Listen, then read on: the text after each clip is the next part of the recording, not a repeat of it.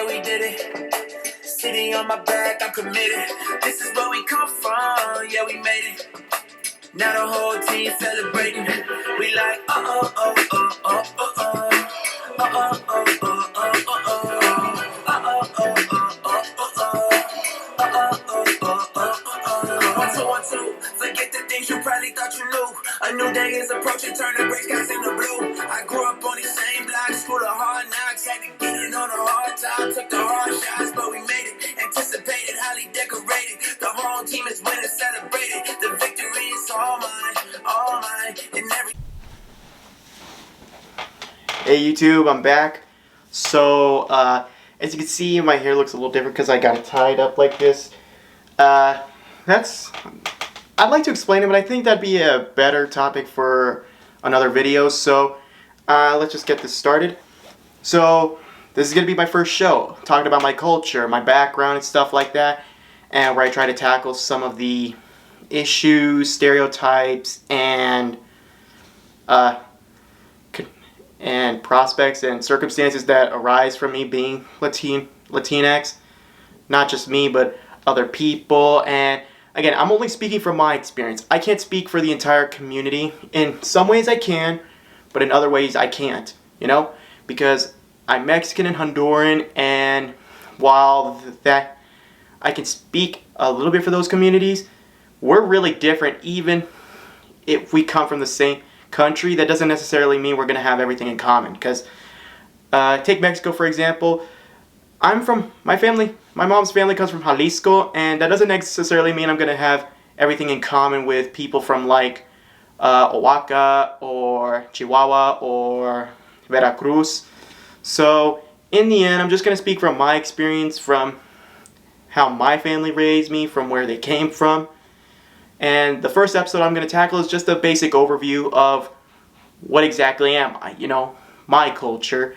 And as I've already explained, I'm Mexican and Honduran. Mexican on my mom's side, Honduran on my father's side, and you can see both flags behind me. You can't see the Honduran flag that well, but in one episode I'll show the full extent. And I'll talk, I think I'll dedicate an entire video to that side of myself, but that's essentially what I am. And I'm not completely tied to both worlds because, see, the majority of my family that lives here is from my dad's side, the paternal side, and when we first moved here, there were already a few Mexicans, but there weren't a lot of Hondurans, and so my uncles kind of married, a lot of them married outside of the culture. Like, my Tio Picho married my Tia Pati, who was Salvadoreña. My Tio Lito married my Tia Joanne, who is Puerto Rican. And my brother married my sister-in-law Andrea, who is Uruguayan. So the point is, because of that, I was exposed to a lot of different facets of the Latinx experience. And I feel like that could give me, gave me a big perspective towards it. And eventually, as I became an adult, an insane appreciation for the culture. So there's that. And what it really means to me is, I'm gonna be honest, you're gonna see me being pretty militant about it, but I didn't always start out that way. It's kind of like a cliche. I didn't really pop until I started going to college, and I was in this scholarship called Goizueta, and I joined a mentorship program along my fellow scholarship recipients, and before that I was really disconnected from my culture because it kind of stems from my childhood. When we first came here, there weren't a lot of Latinos, and honestly in kindergarten I was one of only 3 non-white kids in my class, and I was the only Latino, and it was kind of lonely. You didn't have anybody to speak Spanish with besides the assistant teacher who was Puerto Rican, but that was all there was. And I was teased a lot, primarily in elementary school, because people didn't understand where I came from. People didn't know my culture. I was pretty baffled a lot by the American concepts that I had to grow up here, and the way I coped with it was kind of negative. Honestly, I coped with it by Americanizing a lot and taking in this philosophy of melting into the pot. And I kind of regret that now because it really disconnected me from a part of myself. I shut off a part of myself to try to fit in, and all it did was hurt me in the end. It hurt my family, and it led me to a lot of negative habits in order to cope with that. I began refusing to speak Spanish, refused to indulge in our culture, I eschewed our culture, and the way, and it's very hard to talk about because I've only ever really admitted this to family and very close friends because it's really painful. One of the worst memories is one time when I was in 5th grade and it was International Day and I was wearing this charro outfit, in simple terms, Mexican cowboy outfit, and I was so excited to wear it, I was so proud of it. I just went in there bursting with confidence and ready to take on International Day, and maybe one day I'll tell the whole story, but long story short, it ended with me going on the bus, crying under my sombrero because I didn't want anybody to see me vulnerable like that. That's really the extent to which I was teased as a little boy for being who I was, coming from where I came from, and excuse me, I'm just pulling out my phone here. Putting on it silent. Sorry. But it was kind of the lowest period for me, and it just led me, it just was something that I buried for so long because I didn't want to bear the hurt from it. And I coped with it in the most negative way possible. I began rejecting who I was, rejecting my culture, rejecting to an extension, my family. I lashed out at them, openly accusing them of being stereotypes just for being who they are because my mama liked to play banda and mariachi. She's from Jalisco, particularly a little pueblo outside of Guadalajara, which is actually the birthplace of mariachi music. But, even to be honest, I really don't like that kind of music. Maybe a little bit of norteño, but that's pretty much it. That music just doesn't connect with me. Even after I began processing the negative feelings I had toward my culture as I got older, I just had to ask myself, when you love something, it's got to be something you're passionate about, something that you feel, especially when it comes to music. And I just don't have that same passion for that kind of music that my mom has and a lot of my family has. And that's okay. You just got to find your own connect to the culture. For me, it was reggaeton and Latin trap music. And to be honest, it was only something I discovered fairly recently, like about a year and a half ago. I had always listened to a little bit of hip hop, but 2 years ago I was going insanely deep into it.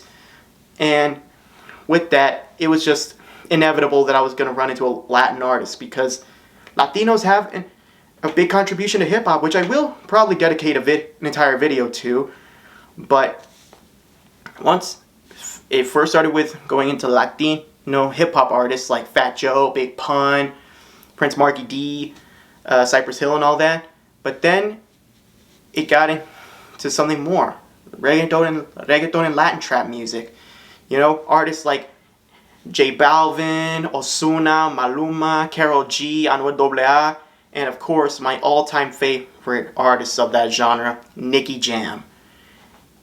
It was just opened a channel, and it helped. And I already had the foundation because when I started college and being around Goizuetas and being around other Latino students, because in high school, even though my high school, by the time I attended it, it was predominantly Latino, I was in advanced classes, mostly AP classes, and there weren't a lot of Latinos in there anyway, maybe like at the most 4 others. And I was still going through that phase where I was really lashing out at my entire culture. But high school also did do some good for me because for the longest time I refused to speak Spanish. I just kept my mouth shut, didn't want to speak the language. And it really hurt me and my family, and I tried to do something about it. And when I was at the end of 8th grade, the Spanish teachers came from Berkmar High School to test students for their aptitude for taking their class called Spanish for Native Speakers, which is for native Spanish speakers like myself to indulge in the more advanced concepts of the language, as well as improve our Spanish, learn to read and write it, embrace the culture. And even though I was still a little stingy about it, even after the end of my 2 years in that course, it helped me ease up a little. Specifically, my sophomore Spanish for Native Speakers teacher, Senor Arzu, he was Honduran, and I don't know, it was just nice to have someone who came from the same country as my dad, because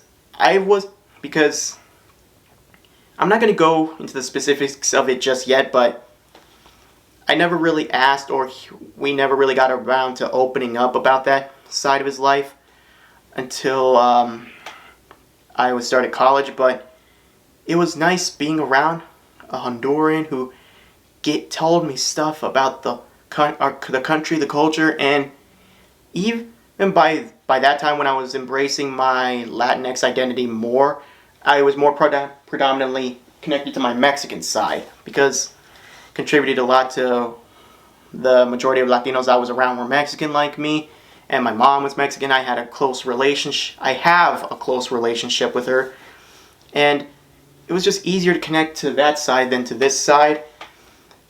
But it was nice having a connect to the Honduran family. And here's the irony about it. The majority of my family that lives here is from my dad's side of the family. I mean, my paternal side, the Honduran side, but as far as I knew, I didn't notice it until later, but as far as I knew, we were just celebrating Mexican culture. But yeah, I really adhered to the belief of all these stereotypes that white people have towards us. And I'm really ashamed about that, but I have to admit this because I'm pretty sure a lot of people, other Latinos, felt like that, because, they didn't want to feel different or left out, and how they coped with it was by over-embracing American culture. And I just want to give a word. You're not alone. I went through it. A lot of my friends have gone through it. It's okay if you're feeling that. It's never too late to reconnect with your roots. I didn't do it until I was 18. And now I'm 21. It's only been a few years, but I really feel much more at ease and at peace with my identity. 3 years ago, you would have seen me on the completely other side. Now I'm pretty militant about the Latinx experience.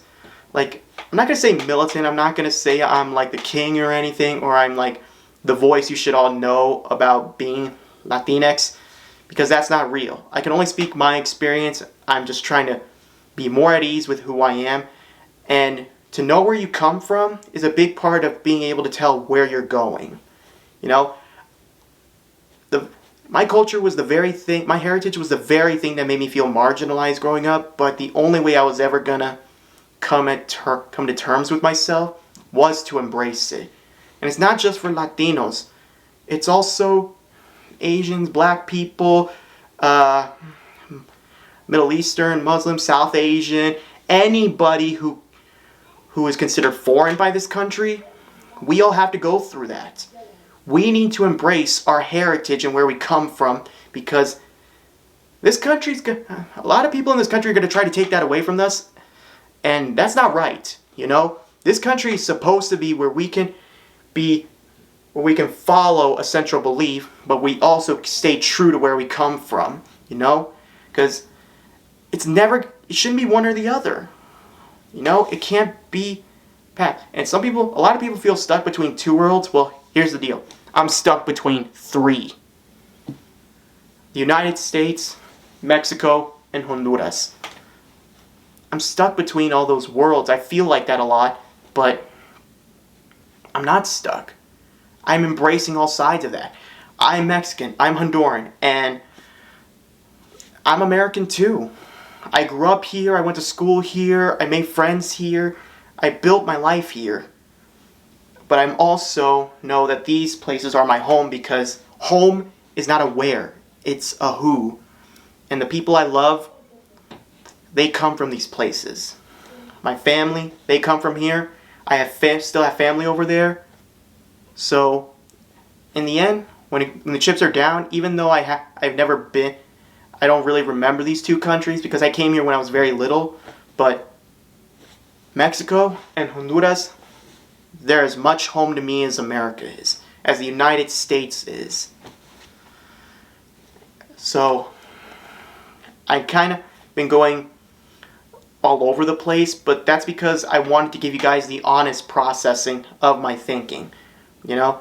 So, for the rest of this video, I kind of want to take us on a linear journey. So, as you can pretty much gathered, I had a lot of trouble with my identity as a kid, and so how I dealt with it was by pushing it away. And it really hurt me until I got to high school, where I was gaining more ease with it. But I was still lashing out at my family. I was still accusing them of being stereotypes. I was making them feel bad for being who they are. And it's not just in a cultural perspective. Never try to make anyone feel bad for being who they are. That's going to be another central theme. Be true to who you are. Be true to where you come from. Be true to what you want to be. Because that's the only way life is going to work out for you. And take it from a guy who took a lot of time to figure it out. You shouldn't be ashamed of it. I wasted so many years being ashamed of it. And it gave me nothing but unresolved anger and resentment for things that just stopped mattering by the time I was a preteen. I just kept lashing out at it, and it caused me so much unnecessary hurt, so much unnecessary confusion, and I was really jealous of my brother and my sister because they were more comfortable with it and I wasn't. But then Xiomara, my sister, she said something to me that really resonated with me. It was different for me. And I also realized that it was different for Rogelio because he was entering high school by the time I was entering elementary school, but then we came here when he was 11. I was almost 2 years old. So he was 11. By the time I entered school, there were still 3 whole years that he went through. 3 whole years that I don't know about. All I know is that he went to Sweetwater, but I don't know his experience. He never really talked about it. And I kind of need to know more if I'm going to make peace with that area. But he always seemed more at peace with his identity. Probably because he had more years in Mexico than I did, so he was able to have better ability to embrace it. And my sister, by the time she was entering school, the whole course of there were being few Latinos in my school district, in my neighborhood, that completely changed, you know. By the time Xiomara was finishing up elementary school, I was 16. By then, the neighborhood that I live in, specifically Lawrenceville, the Berkmar cluster, predominantly Latino. And I guess it gave her that easier transition with her identity and made it easier for her to embrace it. I didn't have that. I was caught in the middle and it really stung. But anyway, that's what Xiomara said. It was easier for her because she had a bigger connect to it, and she didn't have that kind of teasing that I went through of feeling different, of being an other. And I'm glad that she didn't have to go through that because it was terrible. I would not wish that on my worst enemy, that someone make them feel ashamed for being who they are and being from where they're from. And and of course the benefit of Spanish for native speakers when I was in high school, it was the improvement of my Spanish, and it just made it easier for me to open up to my family because I was able to communicate with them better. I was more open, and not just to my family, to friends, to other Latinos. And to be honest, I'm going to say this right now. For any Latino who has not learned Spanish, even if you're okay with it, just try to learn some of it, okay? Because This is our language. It's something that we have, that's something that's special to us. Something that they can't take away no matter how hard they try, because this country does not have an official language. So that means they have no right to tell us what we can't speak. I mean, we can agree that there has to be some guideline to having a standardized language for tests, for official documents. And we have to operate by this country's rules when we come here as immigrants. So we accept that we had to learn English to get ahead, but never let that take you away from Spanish, our language, nuestro idioma, and es parte de quien somos, okay? And I'm gonna be honest, my Spanish is still not super perfect. Like, I'm definitely way better than I was a kid, but I still mess up. And for any kind of hater who's gonna tell me I'm speaking Spanish wrong, I'm sorry, but no one's perfect. Even fluent people mess up from time to time. So leave me alone about that. Déjame solo y déjame que vivo mi vida, okay? And there are just some differences within Spanish based on the country that we come from. You know, like Dominicans, they speak it super fast and super subtly. From my experience, from when I would go to Dominican barbershops near there, and it was just, it would sound like mumbles and stuff. And I'm not saying this as some kind of shade to Dominican people. It's how you are. Be proud of that. It's how you do things, okay? Same thing with Puerto Ricans or Colombians. You know, we have different variations of what we say, like the simple term, what's up? You know what I'm saying? Want to know what, from my experience, Mexicans, Puerto Ricans, and Colombians say for that? ¿Qué tal? And Dominicans, they like to say, ¿qué lo que? And primarily from my experience, from what I've seen, Central Americans like Hondurans, Nicaraguans, Guatemalans, and Salvadorians, and some areas of South America like Argentinians or Chileans, they like to say, ¿qué onda? But it all means the same thing. What's up? Spanish itself is not a single standardized language. We have our own variations and regional terms for things. And not just differences by country, but differences within the country. So, I'm just going to be speaking Spanish the way I was raised to speak it, the way I heard my family say it, and my extended family speak it. You know what I'm saying? So, entonces, me voy a hablar español como lo quiero, ¿ok? A veces lo voy a hablar rápido o a veces lento porque todavía tengo que pensar de lo que estoy diciendo. You know, I'm just gonna, and while I'm primarily gonna reach out to you in English when I'm speaking with my family, because I'm definitely gonna bring them as guest stars here, the ones who agree to it. You're gonna see us speak in a lot of Spanish sometimes when we're just having back and forth talks, especially my mother. And for anybody who hates on me for that, screw off. Screw off. It's part of who I am, and I'm proud of it. I'm very proud of it now.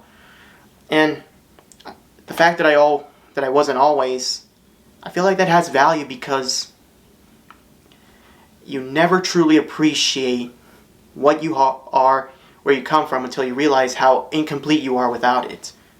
The further I try to push myself away from my culture, it just gave me too much hurt. So, I'm done apologizing for it. I shouldn't have started apologizing in the first place. So, that's who I am.